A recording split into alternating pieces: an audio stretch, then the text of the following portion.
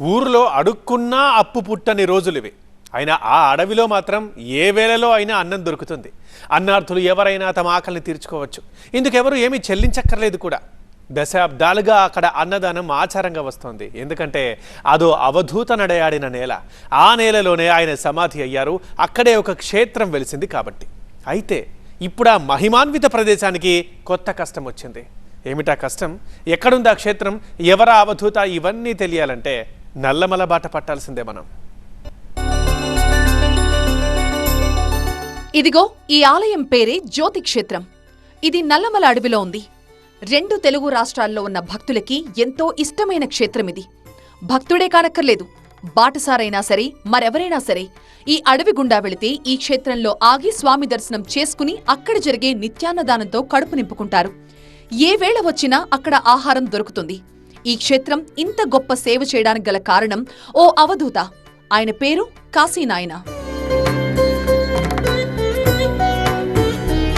కడప జిల్లాలోని బద్వేల్ నియోజకవర్గంలో గల నల్లమల అటవీ ప్రాంతంలో అవధూత కాశీనాయన సత్రం 4.5 దశాబ్దాలుగా అన్నదానం చేస్తూనే ఉంది. ఎంతో మంది అనాథలకు కాశీనాయన సత్రం ఒక దేవాలయం లాంటిది. సత్రంతో పాటు ఒక ఆలయం కూడా ఇక్కడ ఉంది. ఈ 2 టైగర్ జోన్లో ఉండడం వల్ల వాటి ఉనికికి ప్రమాదం ఏర్పడింది. ఈ ప్రాంతాన్ని ఖాళీ చేసి వెళ్లాలని అటవీ శాఖ అధికారులు చెప్పడంతో భక్తులు ఆవేదన చెందుతున్నారు. ఇక్కడ కాశీనాయన ఎన్నో సంవత్సరాల నుంచి అక్కడ ఓవలంలో నుంచి ఇక్కడ వచ్చి పెట్టినారు. 10 మంది వచ్చి మాయేటోళ్ళు నిద్ర ఆహారం లేకుండా ఇచ్చిన వాళ్ళందరికీ అన్నదానం ఉంది. ఈ కాశీనాయన పెట్టినాంచి ఇక్కడ ఉంది. కానీ ఆయన ఫారెస్టర్ గారు ఇది కూల్చడం అనేది చాలా దారుణం. కాశీనాయన తపస్సు చేసిన లక్ష్మీ నరసింహస్వామి ఆలయం ఎండోమెంట్లో ఉంది. దేవాలయానికి ఎలాంటి నోటీసులు ఇవ్వని అటవీ శాఖ కాశీనాయన సత్రానికి ఆయన సమాధికి మాత్రమే నోటీసులిచ్చింది. ఈ ప్రాంతమంతా సుమారు 25 ఎకరాల విస్తీర్ణంలో ఉంది. 1995 డిసెంబర్ నెలలో తాను సమాధి స్థితికి చేరతానని కాశీనాయన తన శిష్యులకి ముందుగానే చెప్పారట. ఆ తర్వాత ఈ ప్రాంతం జ్యోతి క్షేత్రంగా ప్రజ్వరిల్లుతుందని కూడా చెప్పారట. అలా 1995లో మొదలైన గుడి అప్పటి నాయకుల అండదండలతో అభివృద్ధి చెందుతూ వచ్చింది. కాశీనాయన ఆదేశానుసారం ఇక్కడ నిత్యాన్నదానం నిరాటంకంగా జరుగుతోంది. 1995 డిసెంబర్ 6వ తారీఖు దత్త పౌర్ణమి రోజు ఈ యొక్క జ్యోతి క్షేత్రంలో ఆయన ఈ యొక్క సమాధి స్థితి పొందారు. స్వామివారు 95 నుంచి స్వామివారికి దగ్గరికి వేల మంది భక్తులు రావడం, ఆయన దర్శనం చేసుకోవడం. ఇక్కడ స్వామివారికి అన్నపూర్ణేశ్వరి విగ్రహ స్వరూపంలో ఈ స్థలంలో ఆయనకు ప్రత్యక్షమైంది కాబట్టి అక్కడి నుంచి స్వామివారి అన్నదానం అనేటువంటిది మనము చేయాలనేటువంటి ఆయన సంకల్పంతో స్వామి ఎన్ని వేల మంది వచ్చినా భక్తులు ఏ టైంలో వచ్చినా కూడా అన్నదానం అటువంటిది ఇక్కడ సంపూర్ణంగా జరుగుతూ ఉంటుంది. క్షేత్ర పరిసరాల్లో వివిధ కట్టడాలు ఏర్పడటంతో గిట్టని వారు అటవీ శాఖ అధికారులకి ఫిర్యాదు చేశారు. దీంతో ఈ ప్రాంతం టైగర్ రిజర్వ్ ఫారెస్ట్ పరిధిలో ఉన్నందున ఆ స్థలం ఖాళీ చేయాలని అటవీ శాఖ అధికారులు నోటీసులు పంపారు. అయితే అప్పటి ఎంపీ అవినాష్ రెడ్డి జోక్యం చేసుకుని అధికారులకి నచ్చజెప్పారు. అడవి భూమి క్షేత్రానికి ఎంత తీసుకున్నారో అంతకు 2 ప్రైవేటు భూమి అప్పచెప్పేలా రాజీ చేసుకున్నారు. ఇప్పుడు మరొకసారి నేషనల్ గ్రీన్ ట్రిబ్యునల్ అధికారులు ఈ ప్రాంతాన్ని ఖాళీ చేయమని అక్కడికి వెళ్లారు. దీంతో స్థానికులు, భక్తులు పెద్ద ఎత్తున అక్కడికి చేరుకుని ఆందోళనకు దిగారు.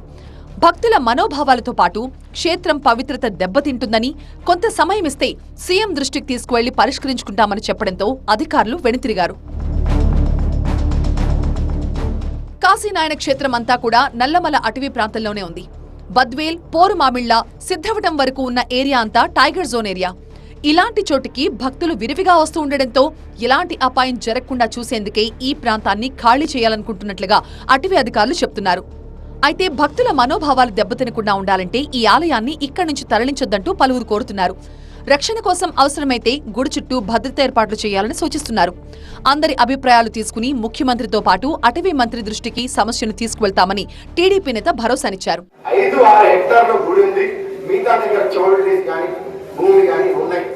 ఈ ఫారెస్ట్ సిబ్బంది చెప్పేది ఒకటి, చేసేది ఒకటి, ఇబ్బంది పెడుతున్నారన్నారు.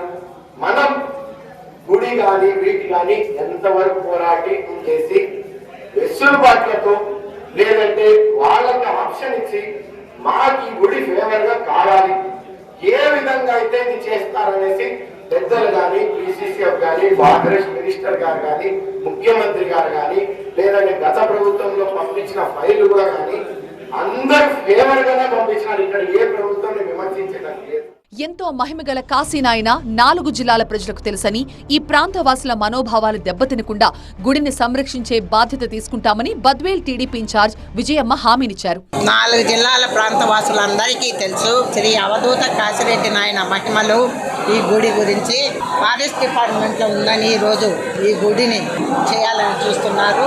తప్పకుండా ఈ ప్రాంతవాసుల మనోభావాలు దెబ్బతినకుండా ఈ గుడిని సంరక్షించే బాధ్యత మేము తీసుకొని మన ముఖ్యమంత్రి చంద్రబాబు నాయుడు దృష్టికి తీసుకెళ్ళి అక్కడి నుంచి ఫారెస్ట్ మినిస్టరు తర్వాత సెంట్రల్ కూడా వెళ్ళి తప్పకుండా ఈ గుడిని సంరక్షించుకొని గుడి నిర్మాణం కూడా త్వరలో మొదలు పెట్టేందుకు కూడా అనుకూలంగా చేసుకుంటామని కూడా మనవి చేసుకుంటున్నా. ఇప్పుడు ఎన్డీఏ ప్రభుత్వం రాష్ట్రంలో అధికారంలో ఉంది కాబట్టి ఆలయానికి అడ్డంకులు లేకుండా అన్ని అనుమతులు తెచ్చే ప్రయత్నం చేస్తామని బీజేపీ నేతలు చెప్పారు. ఎన్డీఏ ప్రభుత్వం అధికారంలోకి వచ్చిన తర్వాత ఈ ఆలయ నిర్మాణం కొరకు మనం ప్రయత్నాలు మొదలు పెట్టడం జరిగింది. ఖచ్చితంగా తొందరలోనే ఈ ఆలయానికి కేంద్ర అటవీ శాఖ నుంచి అడ్డంకులు లేకుండా అనుమతులు తీసుకొచ్చే విధంగా ప్రయత్నాలు చేస్తాం. నల్లమలలో అడవిలో ఉన్న ఈ జ్యోతి క్షేత్రానికి రాష్ట్రంలోని వివిధ ప్రాంతాల నుంచి భక్తులు వస్తూ ఉంటారు. కాశీనాయన సమాధి పొందిన రోజున గుడిలో అంగరంగ వైభవంగా ఉత్సవాలు చేస్తారు. ఆ రోజు లక్షలాదిగా భక్తులు ఇక్కడికి తరలి వస్తారు.